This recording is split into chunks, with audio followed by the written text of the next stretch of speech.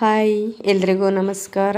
ಎಲ್ಲರೂ ಹೇಗಿದ್ದೀರಾ? ಎಲ್ಲರೂ ಚೆನ್ನಾಗಿದ್ದೀರಾ ಅಂತ ಭಾವಿಸ್ತಾ ನಮ್ಮ channel good hobby Leela Kumar ನಮ್ಮ ಗೊಲ್ರಹಟ್ಟಿ ನಮ್ಮ ಹೆಮ್ಮೆ ವಿಷಯದ ಬಗ್ಗೆ ಈ ದಿನ ತಿಳಿದುಕೊಳ್ಳೋಣ. ಈ ದಿನ ವಿಶೇಷ ಏನಪ್ಪ ಅಂದರೆ ಗೊಲ್ರಟ್ಟಿ ಮಾರಕ್ಕ ದೇವಸ್ಥಾನ ಪ್ರತಿಷ್ಠಾಪನೆ ಇದೆ. ಈ ಮಾರಮ್ಮ ದೇವಸ್ಥಾನ ಮೂಲ ದೇವರು ಮಲ್ಲಯ್ಯನಹಳ್ಳಿಯಲ್ಲಿ ಇರುತ್ತೆ. ಆದರೆ ನಮ್ಮ ಪೂರ್ವಜರು ಈರಣ್ಣ GH ಎನ್ನುವರ ಹೊಲದಲ್ಲಿ ಒಂದು ಕಲ್ಲಿನ ವಿಗ್ರಹ ಇಟ್ಟು ಬೇವಿನ ಮರ ನೆಟ್ಟು ಸಾಕಷ್ಟು ವರ್ಷದಿಂದ ಪೂಜೆ ಪುನಸ್ಕಾರ ನಡೆಸ್ಕೊತಾ ಬಂದಿರ್ತಾರೆ.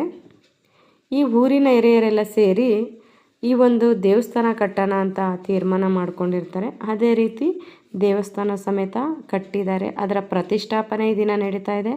ಅದರ ಒಂದು ವಿಡಿಯೋ ಝಲಕ್ ನೋಡಿ ಬರೋಣ. ಇನ್ನು ಗೊಲ್ರಹಟ್ಟಿ ಬಗ್ಗೆ ಹೇಳಬೇಕಂದ್ರೆ ಧಾರ್ಮಿಕ ಕಾರ್ಯಕ್ರಮಗಳು, ಸಾಂಸ್ಕೃತಿಕ ಕಾರ್ಯಕ್ರಮಗಳಾಗಿರ್ಬೋದು, ಹಾಗೂ ಇವರು ತುಂಬ ಕೆಲಸವನ್ನು ಪ್ರೀತಿಸ್ತಾರೆ. ಹಾಗೂ ದೇವರ ಪೂಜೆ ಮಾಡುವಾಗ ಅವರ ಶಿಸ್ತು ನೋಡಬೇಕು.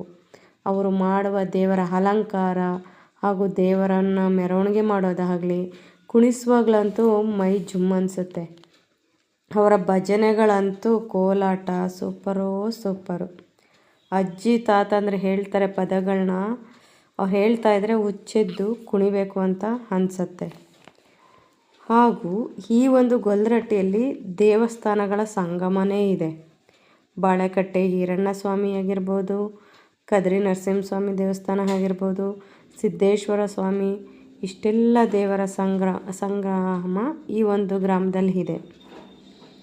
ಈ ರೀತಿ ಧಾರ್ಮಿಕ ಸಾಂಸ್ಕೃತಿಕ ಕಾರ್ಯಕ್ರಮಗಳ ಫಲವೇ ಇವತ್ತು ಈ ಸ್ವರ್ಗದಂಥ ಊರು ಸೃಷ್ಟಿಯಾಗಿರೋದಕ್ಕೆ ಕಾರಣ ಆಗಿರುತ್ತೆ.